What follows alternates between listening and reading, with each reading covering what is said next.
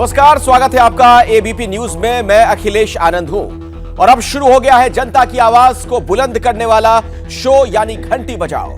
घंटी बजाओ यानी आपके बुनियादी मुद्दों पर सरकार से सवाल पूछने वाला शो। घंटी बजाओ में आज के विषय की चर्चा से पहले जरा यह बताइए, क्या आपने भी कल देर रात भूकंप के झटके महसूस किए थे? मुझे तो भूकंप का बिल्कुल साफ अनुभव हुआ और जब मैंने खिड़की से बाहर झांका तो कुछ ही देर में कई भयभीत लोग खुले में घूमते नजर आए।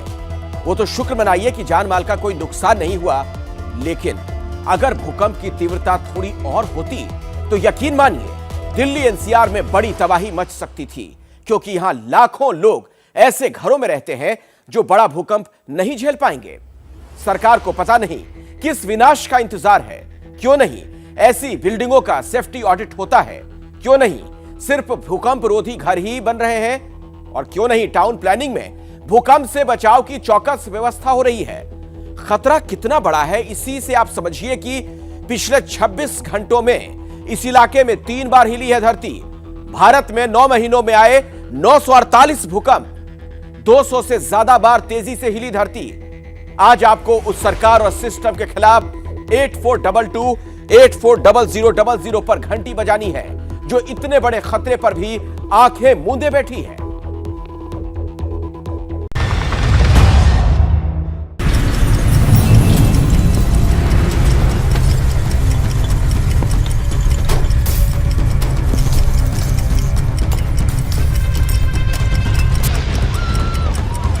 अपनी जिंदगी में पहली बार मैंने 3 मिनट तक इतना तेज भूकंप महसूस किया।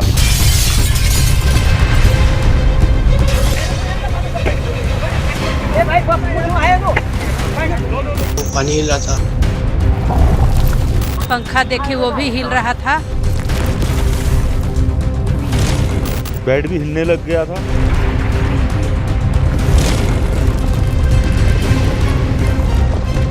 डर के मारे हम लोग घर से बाहर निकले। डर के मारे हम लोग घर से बाहर निकले।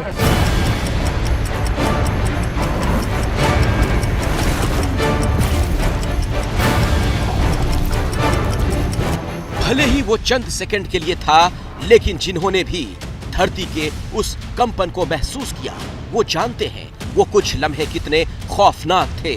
डर के मारे हम लोग घर से बाहर निकले। और उनका डर बेवजह भी नहीं था, क्योंकि नेपाल के जिस हिस्से में इस भूकंप का केंद्र था वहां क्या हश्र हुआ उसकी गवाही दे रही है ये तस्वीरें। भूकंप के इन झटकों ने नेपाल के दोती में 6 लोगों की जान ले ली।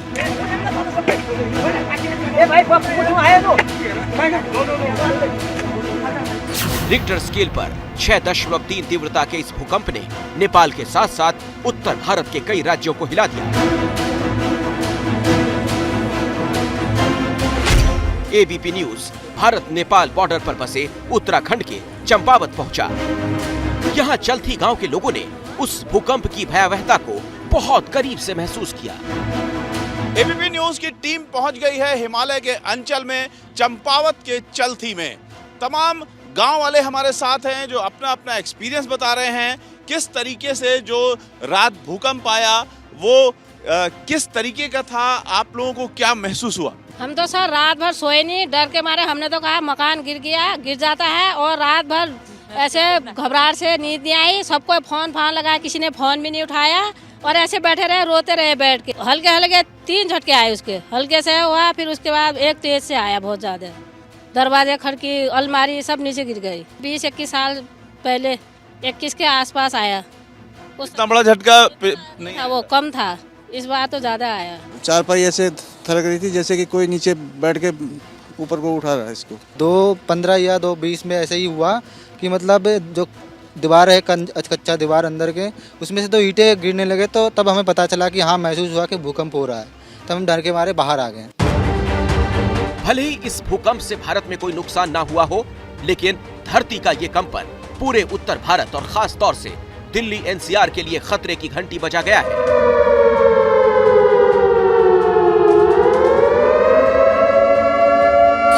क्योंकि हिमालय क्षेत्र में 6 तीव्रता से ऊपर के किसी भी भूकंप से सबसे ज्यादा तबाही इसी दिल्ली एनसीआर में हो सकती है। और इसकी वजह है इस क्षेत्र में बसी घनी आबादी।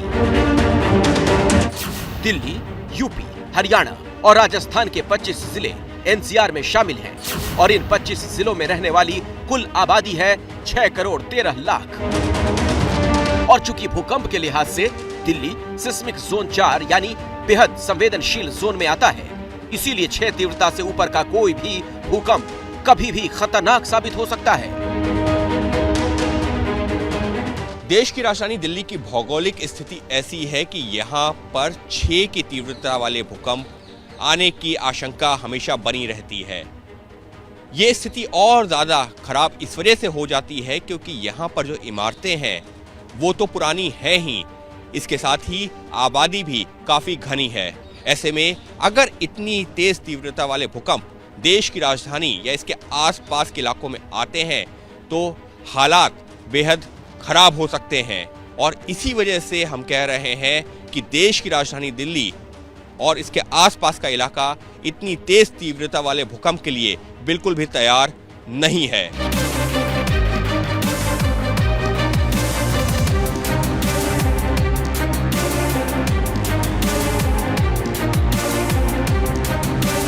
दिल्ली लगातार बढ़ती जा रही है। यहाँ के पुराने इलाकों में आबादी इतनी बढ़ चुकी है कि कहीं कहीं तो इमारतें एक दूसरे से बिल्कुल सटी हुई हैं। एबीपी न्यूज की टीम ने दिल्ली के ऐसे ही इलाकों में जाकर वहाँ के जमीनी हालात की पड़ताल की और जो तस्वीरें कैमरे में कैद हुई वो बेहद डराने वाली हैं। हम मौजूद हैं पुरानी दिल्ली में और पुरानी दिल्ली एक ऐसी जगह है जहाँ पर तंग गलियां हैं, ऊंची ऊंची बिल्डिंग है। वही एक तस्वीर आपको दिखाते हैं। मेरा कैमरा सहयोगी इस वक्त सीके सिंह है जो आपको अपने कैमरे की नज़र से दिखा रहे हैं कि कितनी तंग गली है और कितनी ऊंची बिल्डिंग जो है यहाँ पर है। आप ये मानिए कि अगर भूकंप आता है, तेज़ झटके महसूस होते हैं तो ये लोग जो कई मंजिला इमारतों में ऐसी तंग गलियों में रह रहे होते हैं वो अपने आप को रेस्क्यू कैसे करेंगे। और यहाँ से अगर बाहर की तरफ भागेंगे तो वहाँ भी काफ़ी तंग गली है, कोई बहुत चौड़ा या बड़ा रोड नहीं है। ग्राउंड या पार्क्स तो इस इलाके में आप भूल ही जाइए। पुरानी दिल्ली में सिर्फ जर्जर इमारतों का ही खतरा नहीं बल्कि यहाँ रहने वालों को इस बात का भी डर सताता है कि अगर भूकंप आया तो उन्हें भागने तक का मौका नहीं मिलेगा। बहुत कंजस्टेड एरिया और एक के ऊपर एक घर यहाँ बने हुए हैं, बहुत प्रॉब्लम हो जाएगी यहाँ पर। बस ऊपर वाले की दुआ ये है कि यहाँ पे बस खैर ही हो। रात को जिस वक्त ये भूकंप आया तो मैं अचानक उठा, मेरी 2 बेटियां हैं, हम लोग एकदम डर गए क्योंकि छोटे मकान में रहते हैं तो हम लोगों को मजबूर घर के बाहर आना पड़ा। तो गली भी जितना हमारे को घर में खतरा है उससे ज़्यादा हमारे को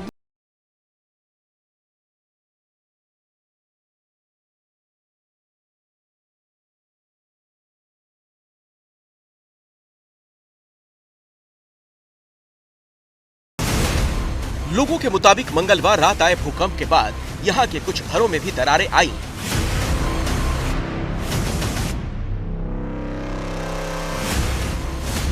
पुरानी दिल्ली के चांदनी चौक, जामा मस्जिद, चावड़ी बाजार, मटिया महल जैसे इलाकों में बड़ी आबादी रहती है। यहाँ की ज्यादातर इमारतें काफी पुरानी भी हो चुकी हैं। लेकिन पॉश माने जाने वाले दक्षिणी दिल्ली के हालात भी कोई बेहतर नहीं। एबीपी न्यूज संवाददाता Nidhi Shri town planner A K. Jain के साथ कोटला मुबारकपुर पहुंची। यहाँ की तंग गलियों में बने ज्यादातर मकानों में पहले से ही दरारें नजर आ रही थी। इनमें से कई इमारतें ऐसी थीं जो अवैध तरीके से बनाई गईं और उनके निर्माण में भूकंप जैसे खतरे का कोई ख्याल नहीं रखा गया। जिस छत के नीचे आप खुद को महसूस करते हैं, क्या वो वाकई महफूज है? कहीं उस पर भूकंप का खतरा तो नहीं मंडरा रहा? आपके इसी सवाल का जवाब आज आपको एबीपी न्यूज़ देगा। तो दिल्ली काफ़ी डेंजरस इलाके में माना जाता है, सिस्मिक जोन में, और एस्टिमेट ये है कि यहाँ पर 80% बिल्डिंगें अनसेफ हैं। इस बिल्डिंग को दिखा सके, इसमें भी दरारें आ गई हैं अब, और एक तो इसका बैल्कनी का हिस्सा आगे की तरफ, एक बार उस हिस्से को दिखाएं। इस तरीके के बिल्डिंग्स अक्सर दिल्ली में देखा गया है। 7 स्टोरी लोग बिल्डिंग बना लेते हैं क्योंकि विलेजेस में कोई पूछने वाला नहीं है और जो लोकल लीडर्स होते हैं उनका काफ़ी प्रेशर होता है और वो बिल्डिंग बनती रहती है और फिर उन लोगों को बेच देते हैं, किराए पे दे देते हैं। चिंता की बात यह है कि दिल्ली की करीब 50 लाख इमारतों में से सिर्फ 20% को ही उनकी कंस्ट्रक्शन क्वालिटी के हिसाब से सुरक्षित माना जाता है। यहाँ पर 80% बिल्डिंगें अनसेफ हैं। क्योंकि यहाँ पे अनऑथराइज कॉलोनीज भी हैं, पुराने विलेजेस भी हैं। किसी ने बिल्डिंग प्लान अप्रूव नहीं कराया। उसके अलावा बिल्डिंग प्लान अप्रूव होना हो, इंजीनियर्ड नॉन इंजीनियर्ड बिल्डिंग है, तो ये पता नहीं कि उसमें स्ट्रक्चरल स्टेबिलिटी है कि नहीं है। तो जैसा अगर कहते हैं, मेरा एस्टिमेट है कि अगर 6.5-7 की इंटेंसिटी का अर्थक्वेक आ जाता रिचर स्केल पे, तो यहाँ पे काफ़ी बड़ी नुकसान होने का डर है। न सिर्फ जानकार दिल्ली में भूकंप से होने वाली तबाही को लेकर इस तरह चेतावनी दे रहे हैं, बल्कि यहाँ रहने वाले आम लोग भी ये समझते हैं उनकी जान के साथ खिलवाड़ किया जा रहा है।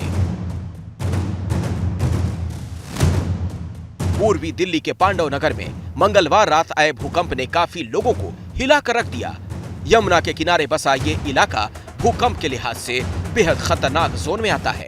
फिर भी यहाँ निर्माण के दौरान किसी भी तरह के मानक का पालन नहीं किया गया। दिल्ली में एनसीआर में जो डेवलपमेंट हुई है, तो रेंट के हिसाब से कंस्ट्रक्शन काफी डेवलप हुआ है, और कुछ पुरानी बिल्डिंग ऐसी हैं जो अर्थक्वेक के मान को पूरा नहीं करती। जो नेपाल में हुआ, मुझे लगता है कि उसके मुकाबले अगर उतनी इंटेंसिटी का भूकंप अगर दिल्ली के अंदर आएगा, तो मुझे लगता है कि यहाँ पर डैमेज जो है वो तकरीबन 10 गुना हो जाएगा। जानकारों के मुताबिक दिल्ली में यमुना पार, पुरानी दिल्ली और उत्तरी दिल्ली के कई इलाके ऐसे हैं जहां 6 तीव्रता से ज्यादा का भूकंप भारी तबाही मचा सकता है। ये जो दिल्ली का स्ट्रक्चर है, इसमें बहुत वेरिएबिलिटी है।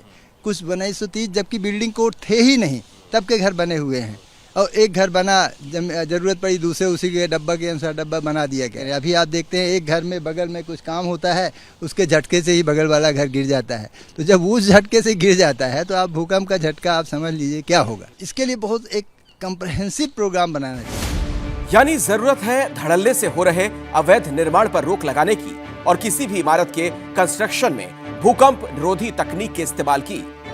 जैसे ही घड़ी का काटा दोपहर 2:30 पे आए, बबीता जी का दिल सास बहू साजिश के लिए मचल जाए। और ये है इनकी बहू, पूरे दिन ऑफिस की टेंशन हो जाए गॉन जब ये करें अपना फेवरेट शो फ्री टाइम पे ऑन। इनकी तरह आप भी देखिए अपना फेवरेट शो अपने टाइम पर और डाउनलोड कीजिए एबीपी लाइव ऐप अपने स्मार्ट टीवी पर।